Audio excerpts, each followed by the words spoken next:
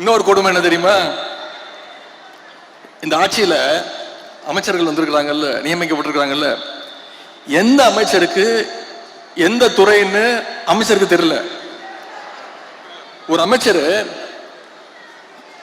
அவர் பிரஸ்ல கேட்கிறாரு, நான் சுற்றுச்சூழல் அமைச்சரா இல்ல சுற்றுலாத்துறை அமைச்சரா அப்படின்னு நிருபர்கிட்ட கேட்கிறாருங்க.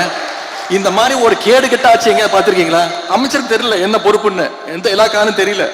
நிருபரை பார்த்து கேட்கிறாரு. ஒரு பழமொழி சொல்லுவாங்க,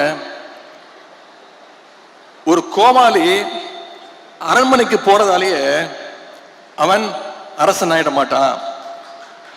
அந்த அரண்மனை தான் சர்க்கஸ் கூடாரமாக மாறிவிடும் அப்படின்னு ஒரு பழமொழி சொல்லுவாங்க. இன்னைக்கு அது நடந்துகிட்டு இருக்கு, கண்ணு முன்னாடி நடந்துகிட்டு இருக்கு.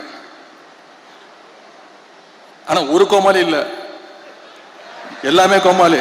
ரம்மியில சொல்லுவாங்கல்ல, 13 ஜோக்கரா வந்தா என்னையா பண்றது அப்படின்னு, அந்த நிலைமையில இன்னைக்கு இந்த சோஃபா மாடல் அரசு நடந்துகிட்டு இருக்கு. முட்டாள் நிறைய பேசுவான், அர்த்தம் குறைவா இருக்கும். அறிவாளி குறைவா பேசுவான், அர்த்தம் நிறைய இருக்கும்.